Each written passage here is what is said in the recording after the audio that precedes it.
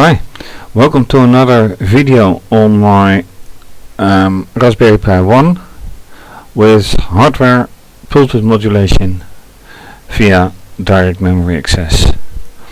Last time the video ended with rather big oops, being that this VNC connection suddenly dropped, and that was too bad because I couldn't see or do anything anymore.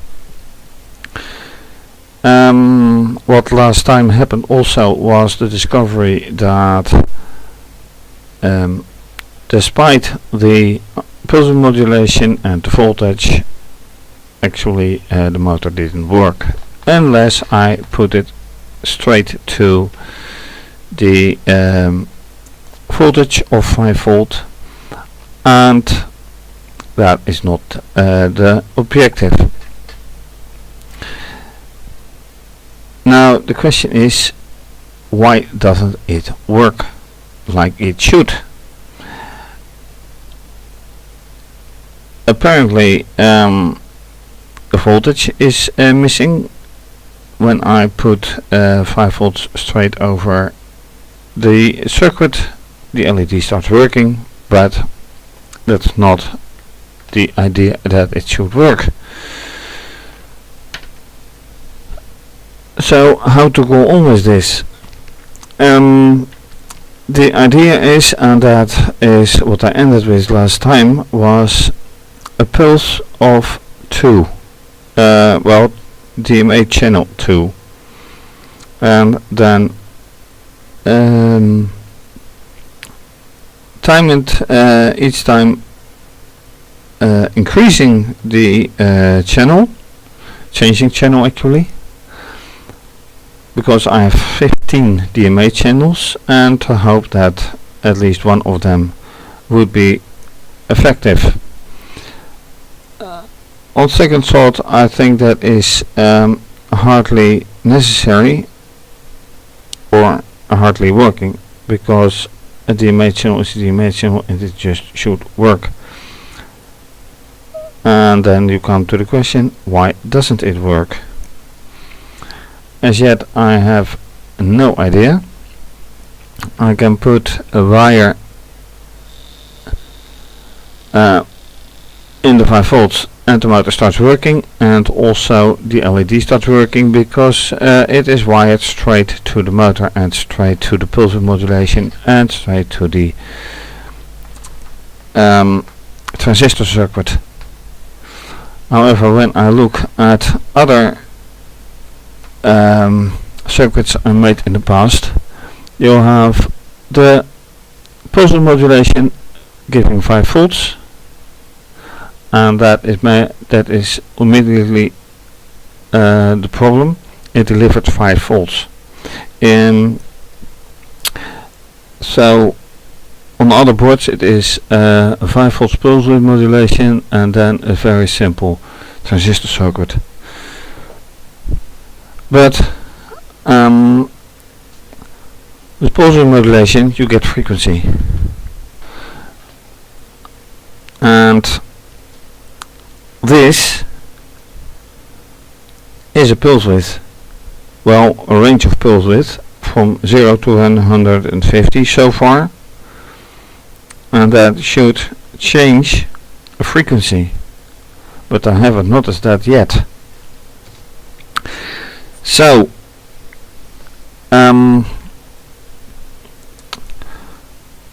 what I want to do next is check on the frequency in combination with this pulse width, and then see how the motor responds to that. But I go back to channel 0 as it was in the start, at start I should say.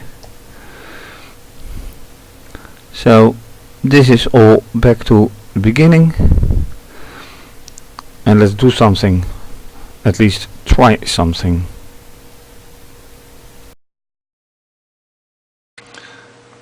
So when we concentrate on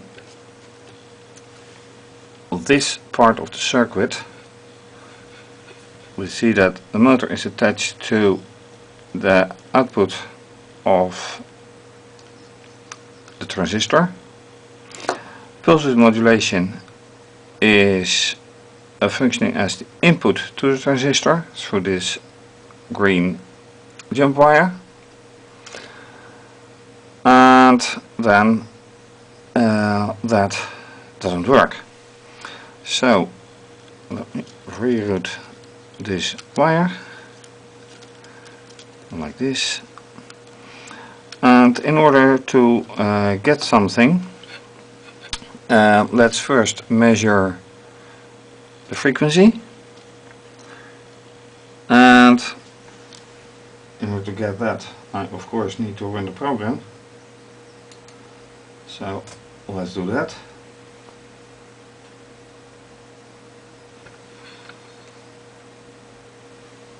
I made a typo, I have to correct the program.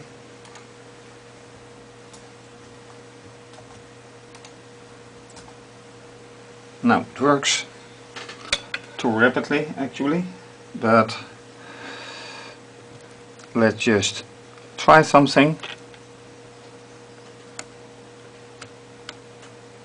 And I better change the program again a little bit. Not in frequency but in timing, because I need some time to measure the frequency. So you have seen the program, and I will just add a delay. So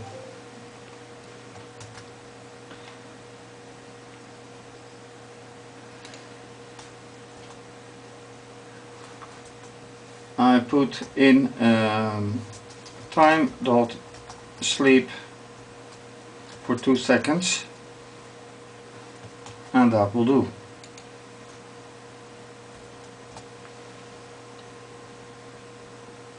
I thought.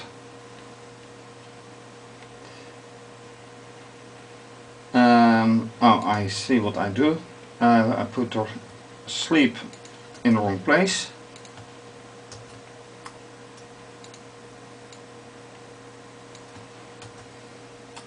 And I'm trying to do it this way, so you can't see anything, but that will come. This goes much better.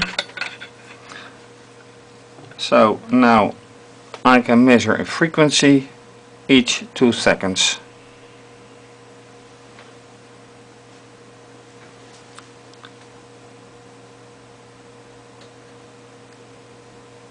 Or I should be anyway.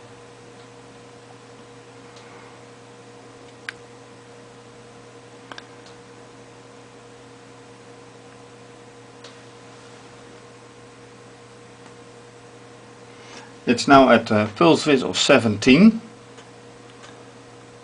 and I assume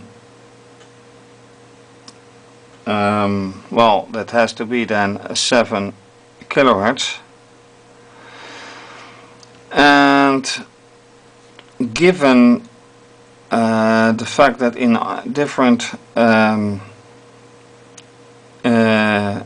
a different experiment it showed that it could handle let's say 26K, there should be no problem. However, let me now add the power.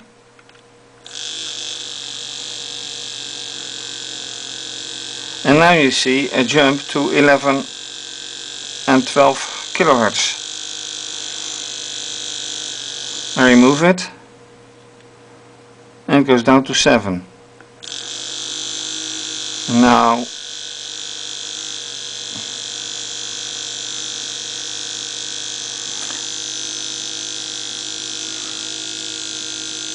and I'm now at a pulse width of 50, around 50. So I'm not quite sure what to think of this.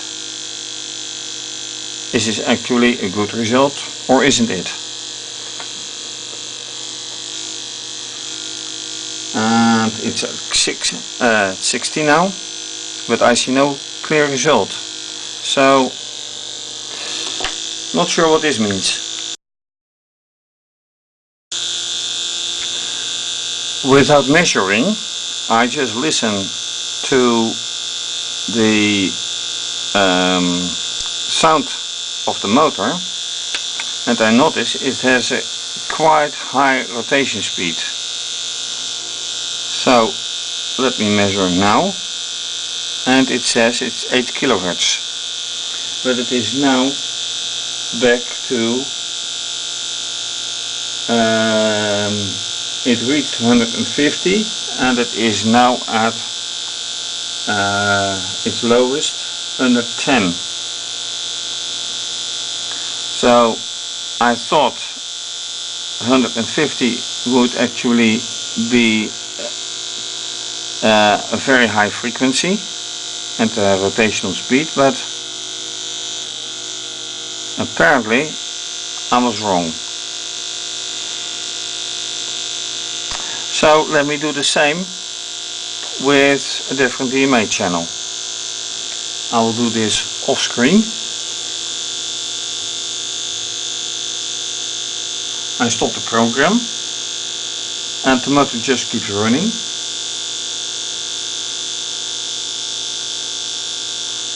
And I change the DMA channel to 3.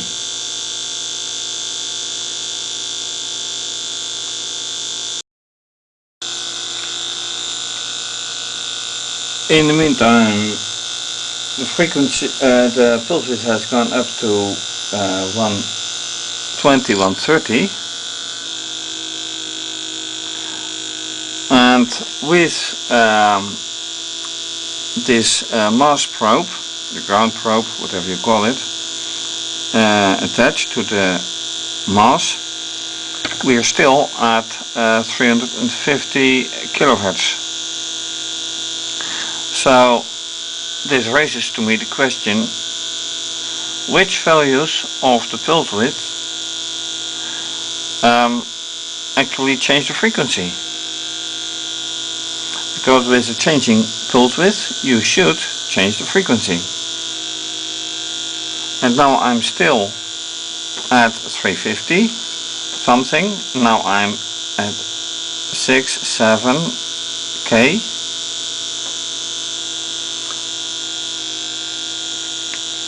So this is really strange.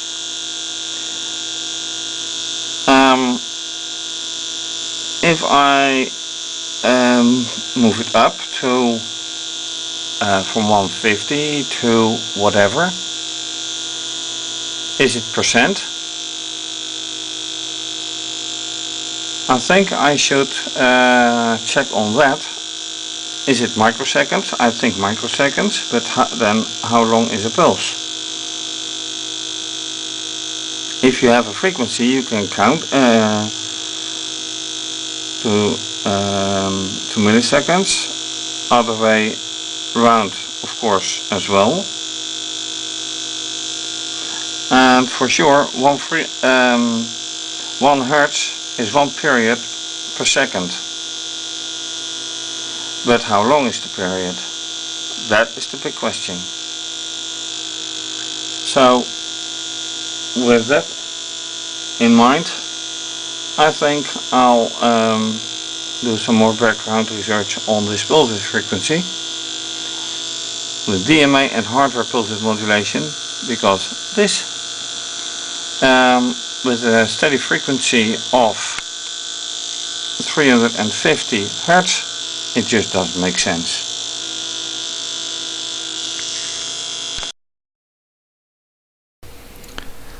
So back to basics. Here it says that for a 500 microsecond pulse with a granularity setting of 10 microseconds, which is apparently 10 microseconds by default, the pulse width needs to be set as 50, since 50 times 10 microseconds is 500 microseconds. Now 500 microseconds is, if you want to see the frequency, the inverse, so 1 divided by 500 micro, and you get 2000, which would be 2 kilohertz. With that same way of calculating, and let's go here then, I would need for the motor 30 Hertz, and 100 divided by 3 is about 30 something, and that would mean that I would have to use a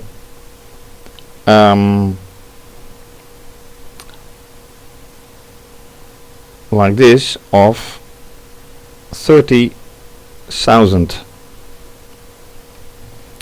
Does this mean that I would have to use a pulse width of 30,000? No, I would have to use a pulse width of 3000, because the 10 microseconds division has to be done here yet. So if I go to here, this has to be set to 3000, and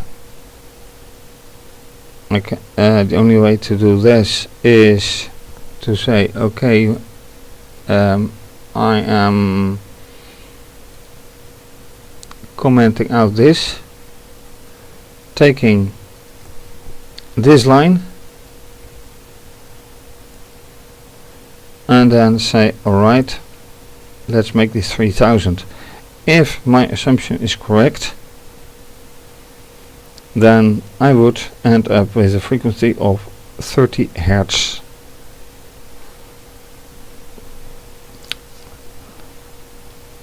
And then I also need 120 Hertz, but let's assume this is nice. If I get this right, then I'm a good step closer. So what is 120 then? This would be then 120. So something, so this would end up in 120. So let's see. No such thing.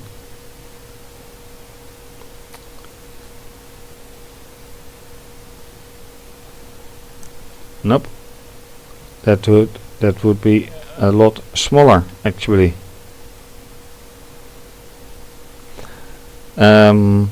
So reverse thinking is not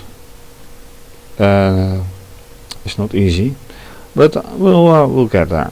Anyway, first attempt is 3000. Let's see how that ends up. Oops. Unexpected indent with this. Why is this an unexpected indent? Probably, yes, that is why.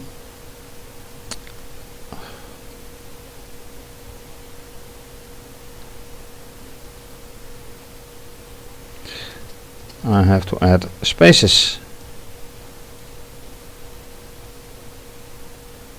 And now there are not, or is this where? Line 27, which is here.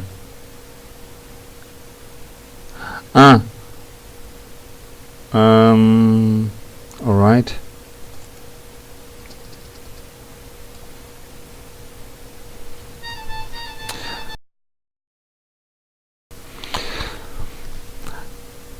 And with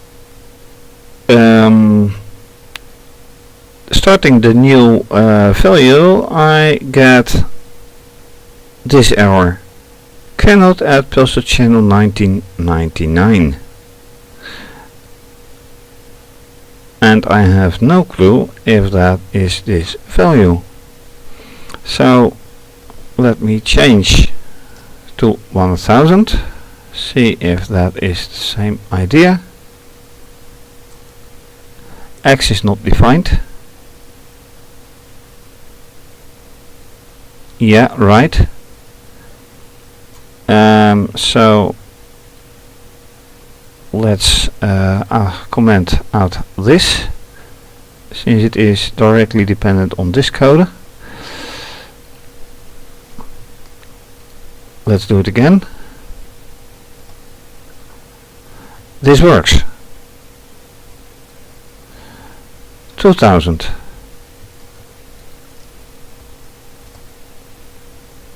Doesn't work.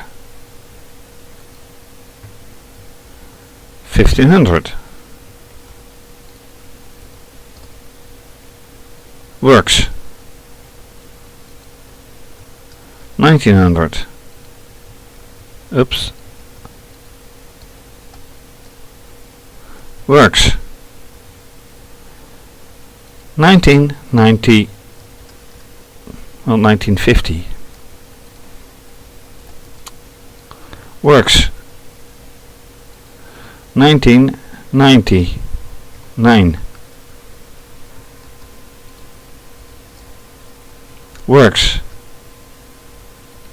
2000.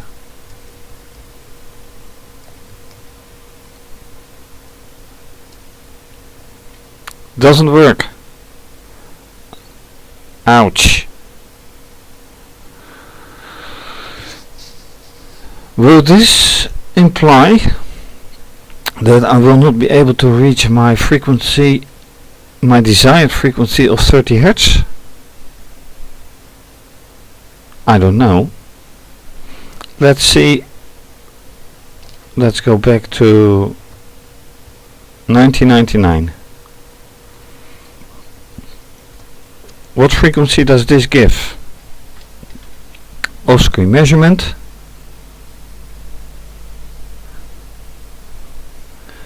6 kHz.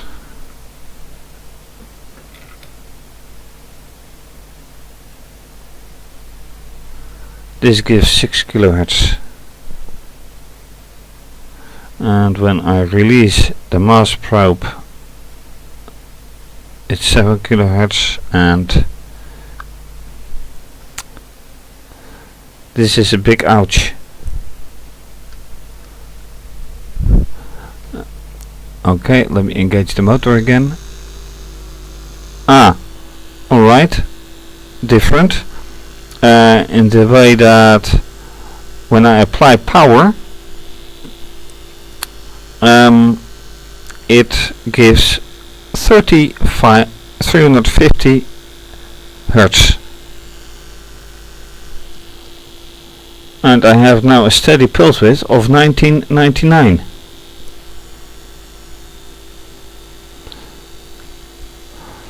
What does that mean? That I cannot control this?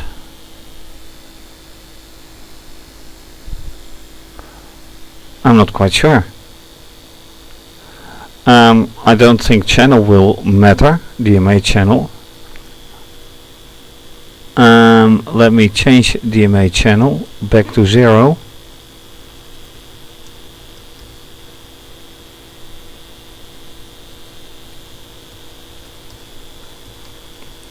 Let's start again. Okay, measure again.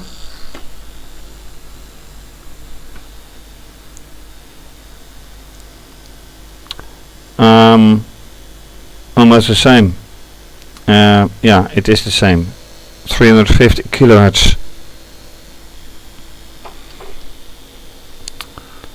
Now 350 hertz. But then again, that's not what I'm after. What I'm after is using this to reach no less than 30 to 120 Hertz. Okay, I've proven through my other project that with changing of the pulse width modulation I can get something different, but I should be able to change the rotation speed of the motor, and that's not happening. I don't like that.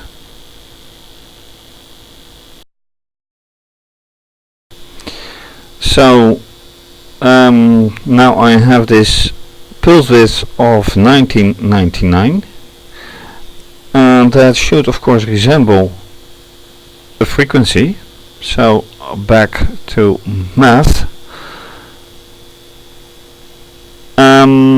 which actually, if I'm here correct, reasoning that 1999 times 10 gives the pulse width, and so we end up with this, would give, converted to float, a frequency of 50 Hertz.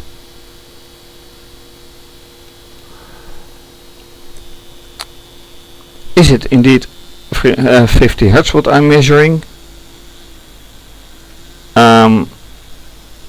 No, I am measuring 350 Hertz. So this theory of mine somehow doesn't match. It is once again for 50, the pulse width modulation of 50, which is visible in the example, is for a pulse width modulation is for 500 microseconds, which in my calculation translates to 2 kilohertz.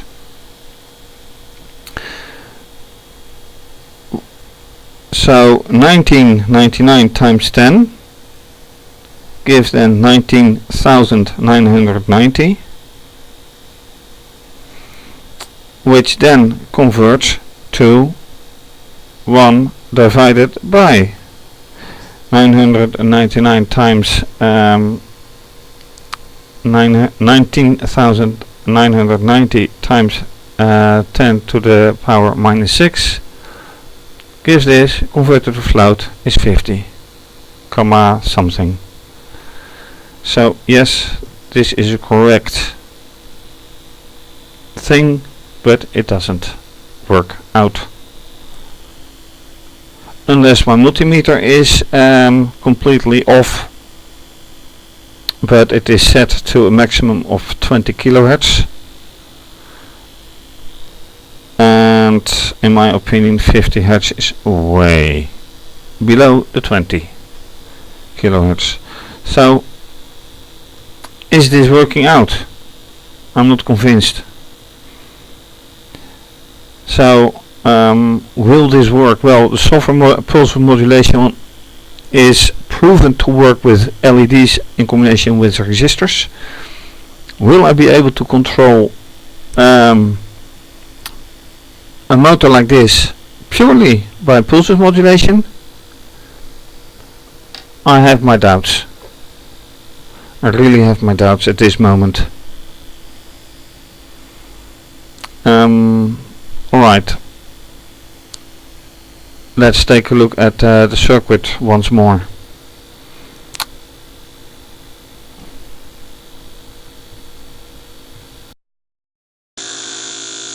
So, as the calculations show, this really doesn't match. 340 Hertz on a pulse width of 1999 microseconds apparently. So what is the real issue here? Is my approach wrong? Is the circuit wrong? I don't think so.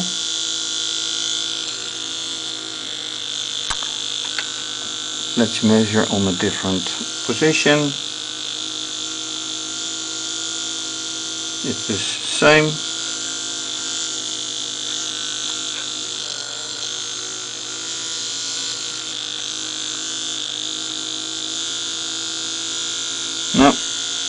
nothing works out. If I release this jump wire from the power line, it immediately stops. If I release the pulse width modulation, it happily continues. That is one thing that I don't like. The software that apparently doesn't work, I don't like. So is it possible in any way? Like I said, I have my doubts. So